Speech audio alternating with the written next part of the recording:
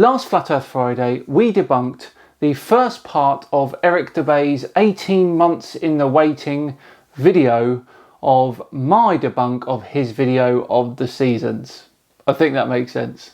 It was glorious. So naturally we're going to move on and take a look at the second part of his video. This is Debunking the Flat Earther Part 2.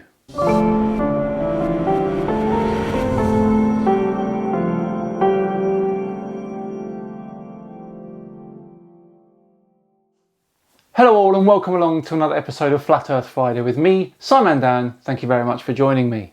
Yes, we are back taking a look at Eric Dubay's debunk of me, entitled Sci-Fi-Scam-Man-Dan and the Four Seasons. Before we begin, I thought it'd be fun to take a look at some of the comments on Eric's video. The Flat Earthers seem to be salivating all over it. First up is Uncool Ben, who says, "Bro, you know how YouTubers these days are always setting up boxing matches and shit like that? How about it? You versus Dan in an MMA competition. Please try to arrange that. And then literally end him. I unfortunately don't know any sort of martial arts and I've never been in a fist fight. However, I'll be happy to race him. How about it, Eric? Me v you in a race. Let's say a marathon?" Next up is Darren Naroy. This guy in his chair, cross-legged like a chick. He is an A student at parroting things in which he did not discover or test. He has no critical thinking at all. Chicks can cross their legs? Oh, I can just imagine it, the little yellow balls of fluff crossing their little orange legs. Bless them. The final comment comes from LL Rockwell, who says, "You have to hand it to Cy and Paul Cy-Man for having the most punchable face ever." Tomsy G responded, "Lol, I live close to this twerp, and when I do finally cross paths with him, I will without a doubt bitch slap him just for shits and giggles." Well done, Tomsy G. Admit to assault for the whole world to see. As you can see, Eric's followers are frothing at the muzzle to get in on the action. Right, enough on that. Let's get back to Eric's video. And if you remember, we just debunked all of his claims regarding solar anemones. Keep plugging away, Eric. It does change, and the changes are mostly due to the atmosphere. So I can show you a picture of the sun setting in the desert where it's very dry, and you'll see the sun shrink and shrink into a tiny, tiny pinprick before it disappears into the horizon. And then I can show you another video of on a more over the ocean, say, on a more humid day, the sun is going to actually expand a little bit due to the atmosphere and then disappear into the horizon like a big ball, as many people have seen it. But either way that it disappears, whether it disappears into a pinprick before leaving the horizon or it expands and goes down the horizon, it's simply moving away from your perspective, as we talked about. It's not actually going down, just like a row of street lamps aren't getting shorter and shorter as they get farther and farther away from you. It's just an element of perspective. Oh right, so no matter which way the sun sets or whatever it looks like, it's going away from you all the time. Let's imagine that you're in Australia during midsummer, Eric. The sun is directly overhead at midday, yes? The problem is, when the sun sets, which I guess is about here on your model, the sun appears to be several times further away from you, at least 4 times. That means the angular size of the sun should be at least 4 times smaller at sunset than during midday. Here's Phuket Word, a flat earther by the way, measuring the angular size of the sun throughout the day in Thailand, which is not too far from Australia.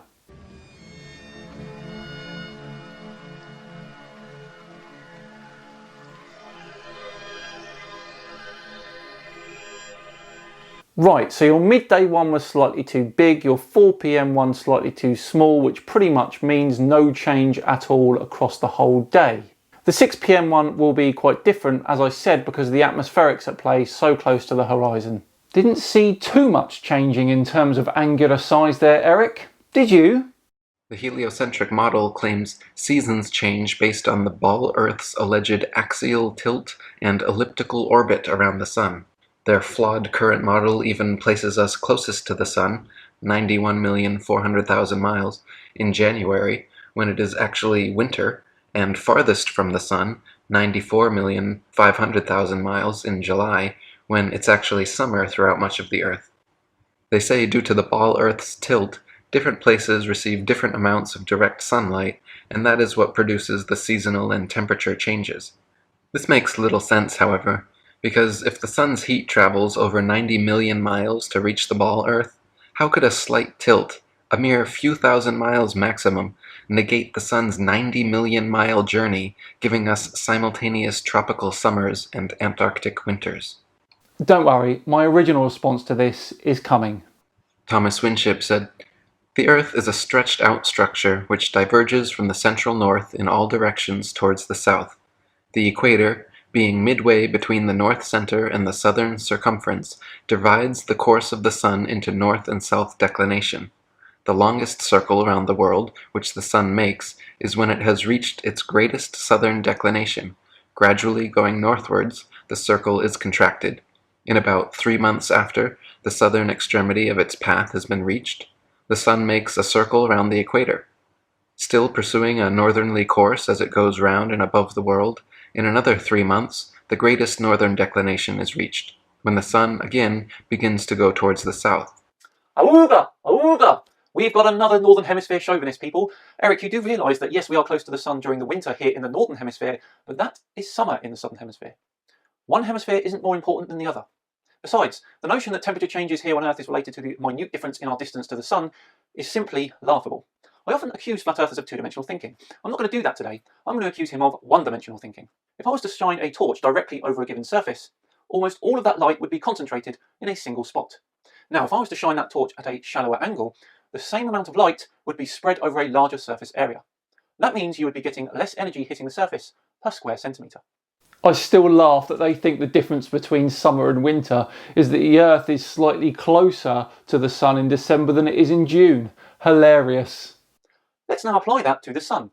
During the summer solstice here in the UK, let's say London, the Sun reaches an altitude of almost 62 degrees. During the winter solstice, that altitude only reaches 15 degrees. That is a significant difference. In fact, during the summer here in the UK, we receive over twice the amount of solar energy per square metre. Now, what sort of a difference is that going to make to the local climate? Because during the summer in the Northern Hemisphere, when we are one side of the Sun, the Northern Hemisphere is tilted towards it. 6 months later, when we've moved halfway around our orbit, the Northern Hemisphere is then tilted away from the Sun. It matches reality quite well, I'd say. If this was true, and Earth's supposed tilt allowed for equal amounts of sunlight in the Arctic and Antarctic, then we should reasonably expect to see similar conditions and characteristics, such as comparable temperatures, seasonal changes, length of daylight, plant and animal life in both places. Should we? Really?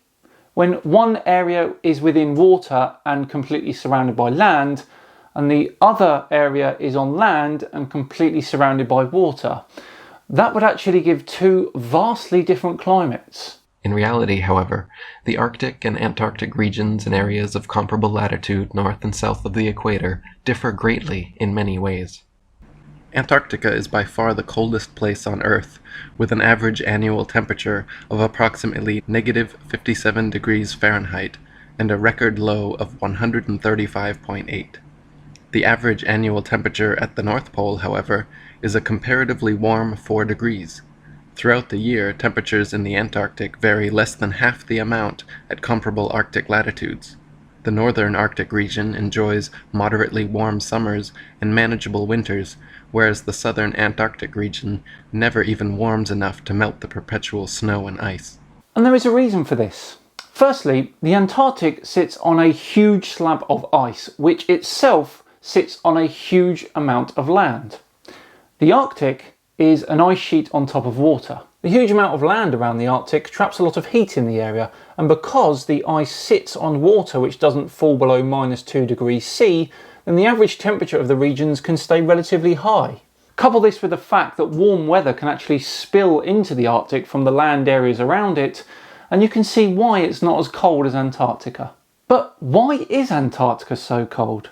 Well, it's all to do with that massive piece of land underneath it. A piece of land which has a 2,700 metre thick slab of ice on top. This means that Antarctica is the continent with the highest average elevation on Earth. The Arctic, by the way, is at sea level with a 2 metre thick piece of ice. And finally, the sea currents that surround Antarctica means that no warm weather spills onto that continent.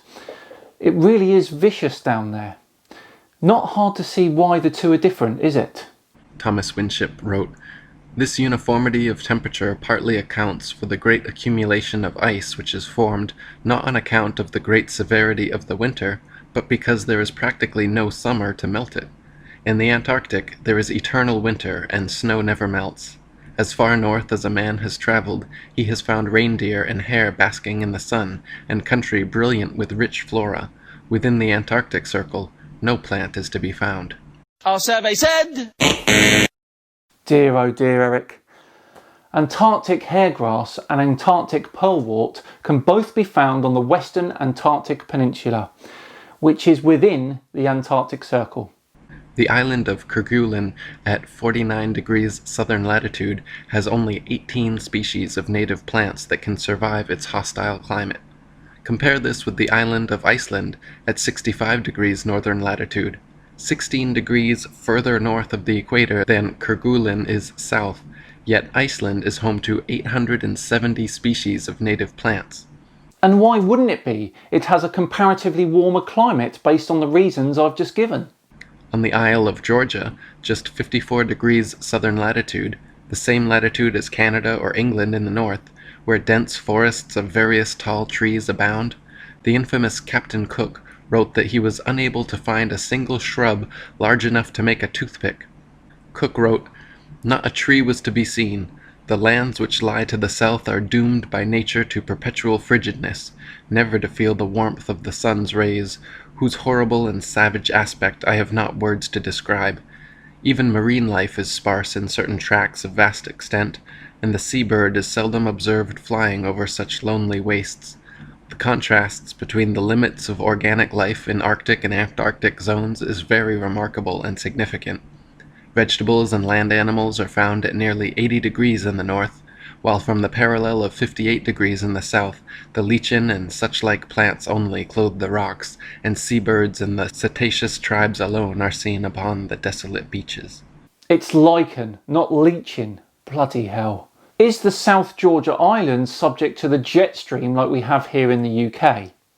No, it's not. I find it fascinating that Eric can research and use quotes from so many old texts, but completely ignore modern science. Why? All the information is out there regarding the two poles. Neither of us are meteorologists, yet you think you know better.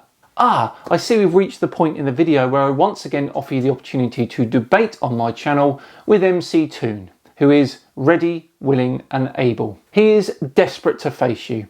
Come on buddy, drop me an email. It's scimandan@gmail.com. Look forward to hearing from you. Right, there we go, another Flat Earth Friday done and dusted. Perhaps Eric can recover in part 3, although I doubt it. Please do like and subscribe if you enjoyed it today. It would be much appreciated. I've been Sci-Fi-Scam-Man-Dan. Have yourselves a fantastic weekend, and I'll see you all on Tuesday where we finally enrol in Mud Fossil University. See you then.